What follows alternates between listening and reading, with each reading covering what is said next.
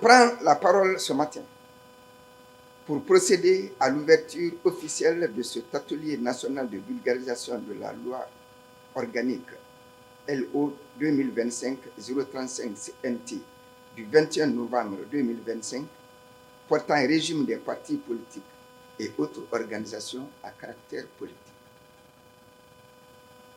Mesdames, Messieurs, distingués invités,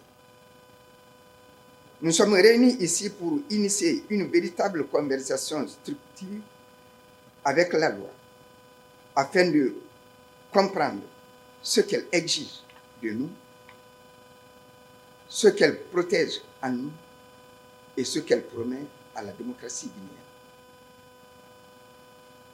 Guidée par une ambition claire et sans équivoque, la Guinée, sous le magistrat de son Excellence, M. Mamadi Doumbouya, président de la République, chef de l'État, s'est donné pour noble mission d'édifier un État plus juste, des institutions plus fortes, plus résilientes et une démocratie plus responsable, débarrassée des tares du passé. Cette ambition ne se décline pas en promesses vaines. Elle s'incarne chaque jour dans des réformes d'envergure touchant la gestion des deniers publics, la refondation administrative, la lutte sans merci contre la corruption et l'assainissement de notre espace politique. En cohérence avec cette vision bâtisseuse, le gouvernement a résolument fait le choix de la refondation structurelle et équilibrée, préférant la reconstruction solide sous des fondations saines aux arrangements superficiels et éphémères du passé. Nous reconstruisons notre nation sur le roc inébranlable du droit, de la transparence et de la redevabilité. Mesdames, Messieurs, distingués invités, permettez-moi de partager avec vous, en toute franchise, les convictions profondes qui guident notre action à la tête de ce département ministériel. Avec le soutien de mes homologues du gouvernement et sous l'impulsion de Monsieur le Premier ministre, chef du gouvernement. Premièrement, je crois fermement qu'il ne peut y avoir de démocratie digne de ce nom sans des organisations politiques structurées, crédibles, disciplinées et sincèrement dévouées au service de la nation et des citoyens, et non l'inverse.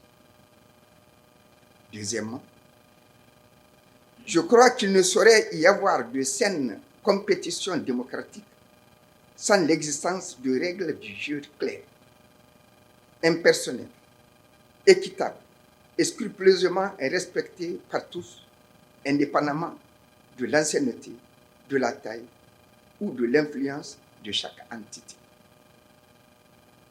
Troisièmement, je crois qu'aucune stabilité sociale ne peut s'inscrire dans la durée sans l'ancrage d'une culture profonde du respect absolu des textes légaux. La loi de la République doit l'emporter sur la convenance personnelle ou corporatiste des acteurs. C'est fort de ces certitudes politiques et morales que notre département a initié cet atelier de vulgarisation historique. Mesdames, Messieurs, distingués invités, il importe de rappeler de façon solennelle que cette loi n'est pas issue de spéculations administratives ou d'une décision unilatérale et arbitraire de l'exécutif. Elle est l'aboutissement logique et la traduction fidèle d'une recommandation majeure issue des assises nationales de 2022. Ces assises ont constitué un moment de dialogue souverain et de catharsis nationale où les fils et les filles de Guinée se sont parlé franchement, traçant ensemble les contours d'une gouvernance publique restaurée. En promulguant ces textes, Monsieur le Président de la République honore un engagement sacré qui, devant le peuple souverain de Guinée, et démontre que sa parole n'est pas un vain mot, mais un mandat d'action publique rigoureusement exécuté. Mesdames, Messieurs, distingués invités, cette loi n'a pas pour vocation d'alourdir de manière bureaucratique les activités des partis politiques. Bien au contraire, elle est un acte d'émancipation et de clarification. Elle impose la lumière là où l'opacité s'était trop longtemps installée. Elle consacre la redevabilité là où régnait parfois l'irresponsabilité. Elle réclame la démocratie interne là où les destins individuels avaient parfois confisqué les dynamiques collectives. Loin de contraindre ou d'étouffer les partis politiques, cette loi les libère du soupçon permanent, de l'informalité structurelle et de l'improvisation, afin de les permettre d'assumer dignement leur rôle de corps intermédiaire indispensable à l'équilibre démocratique. Mesdames, Messieurs, distingués invités, notre pays vient de franchir un jalon décisif dans son agenda politique. À travers la tenue rigoureuse des élections communales et législatives, marquant un retour à l'ordre constitutionnel serein où la souveraineté populaire retrouve son expression légitime à travers des institutions représentatives élues.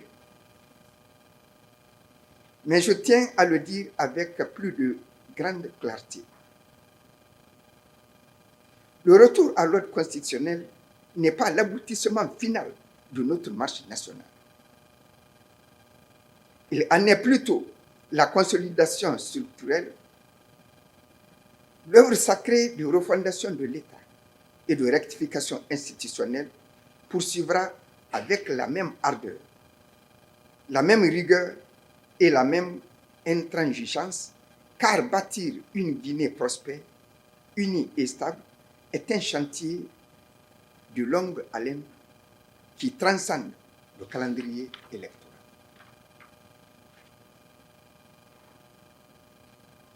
C'est précisément pour cette raison que nous avons impérativement besoin de formation politique forte, outillée et mûre, dirigée par des femmes et des hommes d'État qui, s'étant apporté la nouvelle loi, sauront se comporter en partenaires fiables de la consolidation démocratique guinéenne. À cet égard, Mesdames et Messieurs les dirigeants des partis politiques, vos responsabilités devant l'histoire sont immenses.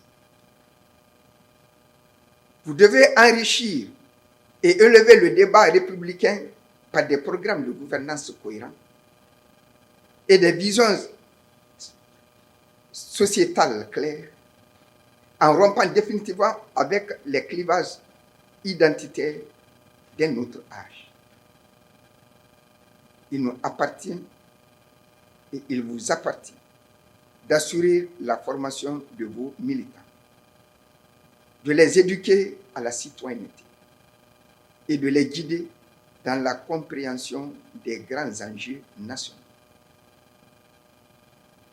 Vous êtes les garants de la paix sociale. Il est de votre devoir absolu de préserver la cohésion nationale, de récuser toute forme de violence et de placer l'intérêt de la République au-dessus de toute ambition partisane ou égoïste. Mesdames et Messieurs, distingués invités, les mégaprojets miniers et industriels qui transforment actuellement la physionomie économique de notre pays ne pourront délivrer leur plein potentiel et générer de la richesse pour chaque Guinéenne et chaque Guinéen que si notre environnement sociopolitique demeure stable, pacifique et régi de façon prévisible par la force de la loi. La sécurité juridique et la paix sociale sont les préalables indispensables à la prospérité économique. C'est en cela que je tiens à exprimer ma profonde gratitude à nos partenaires techniques et financiers pour leur appui inestimable à l'œuvre de modernisation institutionnelle de notre pays. Mes remerciements vont également aux facilitateurs et experts mobilisés pour cet atelier dont les compétences guideront vos réflexions. Mesdames et messieurs, unissons nos énergies pour faire de cet atelier national l'acte fondateur d'une Guinée réconciliée avec elle-même, forte de ses lois, respectueuse de ses institutions, où la compétition politique n'est plus une arène d'affrontement fratricide, mais un noble concours d'idées pour le bien-être exclusif de notre peuple. C'est sur ces notes d'espérance et de détermination collective que je déclare officiellement ouverts les travaux de l'atelier national de vulgarisation de la loi organique L 2025-035 CNT portant un régime des partis politiques et autres organisations à caractère politique. Je vous remercie.